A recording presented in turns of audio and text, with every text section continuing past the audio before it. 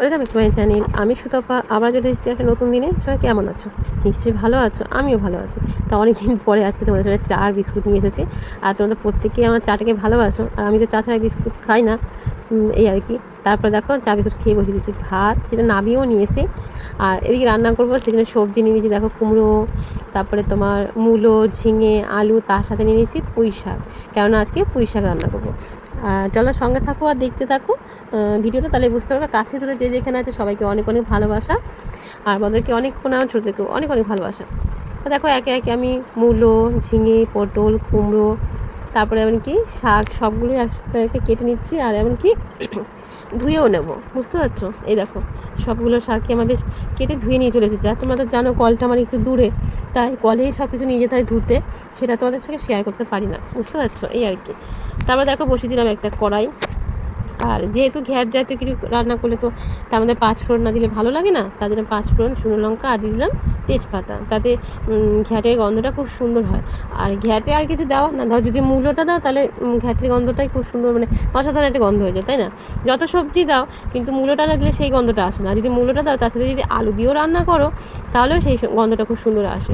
তাই সেরকমই দেখো প্রত্যেকটা তরকারিতে যেমন আমি আলুটা আগে দিয়ে একটু সাঁতলে বা ভেজে নিই, সেরকমই করলাম। তারপর দিলাম পরিমাণ মতন হলুদ, তারপর দিলাম পরিমাণ মতো লবণ, তারপর দিলাম জিরে গুঁড়ো, আর তারপর দিলাম দেখো গ্রেট করা আদা। আর এটাতে হচ্ছে গিয়ে লঙ্কা কুচি দিলে বেশ মানে তোমার কষাতে কষাতে রান্নাটা হয়ে যাবে। তা এটাতেই অনেকটা সুন্দর, মানে ঝালটা খুব সুন্দর মিশে যায়। আর আমি তো ঝাল খেতে ভালোই বাসি, জানো না? আর আমার সাথে সাথে আমার বাড়ির সবাই ঝাল খেতে ভালোবাসে, জানো তো, এই আর কি। তা দেখো কিছুটা সাঁতলে নিলাম মশলাটা, তারপর দিয়ে দেবো সেই কেটে রাখা শাক। আর এর মধ্যে পটল, ঝিঙে, মূলো, তার মধ্যে কলাও আছে, কুমড়ো, সবগুলো দিয়ে এবার সাঁতলাবো। আর এটার সাথে ঝিঙে ঝিঙে সব রকম জিনিস আছে বলে এটা একটু সাঁতলালে কিন্তু এটাতে জল চলে আসবে, জল বেরিয়ে যাবে, তাই না? এটা রান্না করতে কিন্তু জলের দরকার হয় না। তাই দেখো বেশ উল্টে পাল্টে ভালো করে খুব সুন্দর সাঁতলে নিচ্ছে। এ দেখো দেখতে পাচ্ছ, একটা রান্না করতে গেলে কিন্তু অনেকটা সময়ের দরকার, কিন্তু সত্যি কথা বলতে আমি ভাবি একটা করে ভিডিও দেবো, কিন্তু আমি না ওরকম করে পারি না, জানো তো। যে একটা রান্না করতে হলে কতক্ষণ কষাতে লাগে বলো তো, সে কতক্ষণ দেখাবো তোমাদের, না না এটা বলো। সেই জন্য আমি পারি না, আমার জন্য সব রকম নিয়ে আসে। জানি না তোমাদের কেমন লাগে। তা দেখো রান্নানি করতে দেখো জল বেরিয়েছে, আমি এই সময় ঢাকা দিয়ে দেবো। তাহলে কী বলতো, এই জলে না সব সবজিটা খুব সুন্দর সিদ্ধ হয়ে যাবে। আর মশলা তো সব পড়েই গেছে, দেখতে পারলে তোমরা। তাই দেখো দিয়ে একটা থালা চাপা দিয়ে দিই, থালা চাপা দিয়ে গ্যাসটা হাইও করবো না লোও করবো না, বেশ ধুয়ে থাকবে, বেশ খানিকক্ষণ হবে। তারপর দেখো দেখো তুলে নিয়েছি ঢাকনাটা।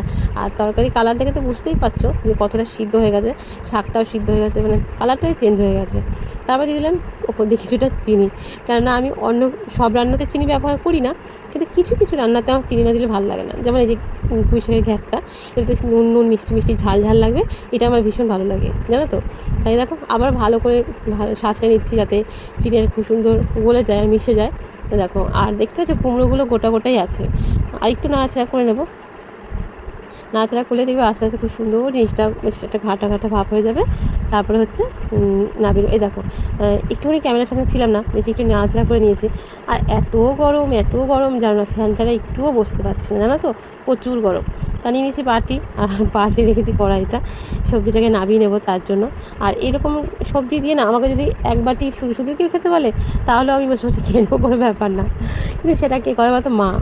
সে তো মা, সেই জিনিসটা তো আমার নেই। তোমরা অনেকেই জানো যারা আমার পুরনো বন্ধু, যার জন্য আর হয় না। এই দেখো সুন্দরভাবে নামিয়ে নিলাম। আর দেখে বুঝতে পারছি যে কতটা সুন্দর সিদ্ধ হয়ে গেছে সবজিটা। তোমাদের আর খুন্তির সাহায্যে দেখালাম না, কিন্তু সব তরকারি দেখে তো বুঝতেই পারছো কতটা সিদ্ধ হয়ে গেছে। তা হয়ে গেছে, নামিয়ে নিয়েছি। তারপরে দেখো এইখানে 3খানা লেবু কেটেছি, দেখতে পাচ্ছ, বেশ অনেকটাই লেবু। করবো হচ্ছে শরবত, যেহেতু গরমের দিন পড়ে গেছে। আর তোমরা আগেও যারা ভিডিও দেখি তারা প্রত্যেকেই জানো, এর আগেও দেখিয়েছি যে আমি নিজেও যেমন লেবু জলটা খাই, এমনকি সবার জন্য বানিয়েও রেখে দিই, বুঝতে পারছো। আর যদিও আগে চিনি দিতাম, এখন আর চিনিটা দিই না, খালি লেবু আর তোমার লবণটাই থাকে। তো দেখো লেবুটা দিয়ে দিয়েছি, এবার লবণটাও দিলাম। লবণটাও বেশ খানিকটা, মানে অনেকটাই দিয়েছি, কেন বলো তো, ঘামের সাথে তো সব মানে নুনটা বেরিয়ে যায় আমাদের না, তার জন্য। এই দেখো বেশ গুলে নিলাম। এবার হচ্ছে রেখে দেবো, যার যখন সময় হবে খেয়ে নেবে, আবার বানাবো, এই আর কি। তাতে হয়তো সুবিধা হয়। আর যদি বানানো থাকে তাহলে যে দেখবে তারই খেতে ইচ্ছা করবে, বুঝতে পারছো। তারপরে দেখো ঘ্যাট রান্না করতে নামিয়ে নিয়েছি। তারপরে হচ্ছে কি তোমার ওই কয়টা করে ধুয়ে নিয়েছি, যেহেতু চিনি দিয়ে কিছু রান্না করলে সেই জিনিসটা যদি পরবর্তীকালে আবার রান্না করতে বসাই তাহলে কড়াইটা ধরে যাবে, তার জন্য সেটা ধুয়ে নিয়ে আবার হচ্ছে কড়াই গরম করে দিলাম সর্ষের তেল, তার মধ্যে দিয়ে দিলাম সাদা জিরে, শুকনো লঙ্কা আর তেজপাতা। ফোড়নটা একটু ভেজে নেবো, কারণ আমি খুব একটা ফোড়ন ভাজি না, ফোড়নটা পুড়ে গেলে না আমার ভালো লাগে না, তিতকুটে লাগে ওই জন্য। তারপর দেখো কেটে নিয়েছি আলু বেশ ছোটো ছোটো করে, খুব একটা বড় করিনি, এটা হচ্ছে পোস্তর থেকে একটু বড়, মানে খুব একটা বড় করিনি, কেন বলতো আমাদের তো অল্প অল্প রান্না হয় কি না, তার জন্য। এইটা বাঁধাকপিতেও যদি তুমি এরকম আলু দাও তাহলেও দেওয়া যাবে সেই সাইজটা। তো দেখো সেরকমই আবারও সেই বললাম তেলের পরে দিয়ে আলুটা একটুখানি সাঁতলে নিচ্ছি, এই যে। আর প্রত্যেকটা তরকারিতেই আমি এরকম করি যে আলুটা দিয়ে একটুখানি ভেজে নিই, তাহলে আমার ভাল লাগে, বুঝতে পারছো, ওই জন্য আর কি। তাই দেখো সেরকমই আলুটা এরকম করে ভেজে নিচ্ছি। আর আলুটা ভাজা হয়ে গেলে তারপরে এর মধ্যে একে সব মশলা দেবো। দেখো আলু ভাজা হয়ে গেছে, হালকা হালকা লাল লাল হয়ে গেছে, তার মধ্যে দিলাম দেখো লবণ, তারপরে হচ্ছে হলুদ, তারপরে জিরে গুঁড়ো আর লঙ্কা গুঁড়োটা সামান্য দিয়েছি, আর দিয়ে দিলাম গ্রেট করা আদা, তারপরে দিলাম কিছুটা কাঁচা লঙ্কা। লঙ্কা তো বাটা হয়নি, তার জন্য কাঁচা লঙ্কাটা দিয়ে কী করি সঙ্গে থাকো, ফুল ভিডিওটা দেখতে থাকো, কি স্কিপ করো না, তাহলে বুঝতে পারবে যে গোটা গোটা তো লঙ্কা দিলাম, কিন্তু লঙ্কাটাকে পুরো মিশিয়ে দেবো, বুঝতে পারছো। এই দেখো তারপর টমেটো দিলাম, আর দিয়ে দিলাম সামান্য একটু পরিমাণে জল।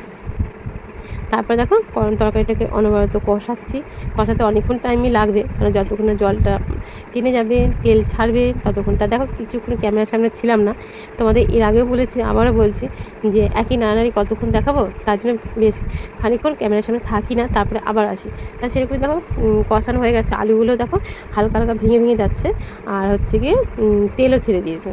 তারপর দিয়ে দিলাম দেখো পরিমাণ মতন জল, এবার জলটা ফুটলেই হবে ঝোল, তা সেরকমই একটু নেড়ে দিই, চারিপাশে যে মশলাগুলো লেগে আছে সেগুলো খুব সুন্দরভাবে মিশে যাবে। তারপর দেখো তরকারি ফুটে ঝোল হয়ে গেছে, দেখতে পাচ্ছ, দেখো টকবক করে ফুটছে। আর পনিরটা আমি বাড়িতে বানাইনি, এটা দোকান থেকে এরকম কিনে নিয়ে এসেছিলো, সেই পনিরটাই রেখেছি, সেটাই হচ্ছে গিয়ে তোমাদের দেখাচ্ছি। কারণ বাড়িতে পনির বানানো যায়, কিন্তু দুধের পরিমাণটা অনেকটা লাগে, তার জন্য কিনেই নিয়ে এসেছি, এটাতে সুবিধাও হয় তার জন্য। তা দেখো ফুটন্ত ঝোলের মধ্যে দিয়ে দিলাম সেই পনিরগুলো, এবার আবার একটু নাড়াচাড়া করে মিশিয়ে দেবো, যেহেতু এর সাথে ঝোল ঢুকে যাবে তার জন্য একটু সুন্দরভাবে নাড়িয়ে দিলাম। আর পনির তরকারিটা খুব একটা ঝোল ভালো লাগে না, তাই না?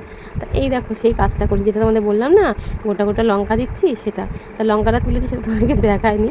লঙ্কাটা তুলে হাতার পেছন দিয়ে এরকম সুন্দর করে তুলে দিলাম, তাতে হয় কী বলতো ঝালটা খুব সুন্দর বেরিয়ে যাবে, তার জন্য। এ দেখো সবগুলো এবার ওই ঝোল যে ফুটছে সেই ঝোলের মধ্যে এবার দিয়ে দেবো পনিরের মধ্যে, এ দেখো, বুঝতে পারছো। এই যে এবার খুব সুন্দর মিশিয়ে দেবো, তার মধ্যে দিয়ে দেবো একটু গরম মশলা, ঘি দিলেও হয়, কিন্তু যা গরম পড়েছে এতে ঘি দিলাম না, খালি গরম মশলাটা দিলাম, বুঝতে পারছো। এই দেখো গরম মশলা দিয়েও একটু ভালো করে মিশিয়ে নেবো।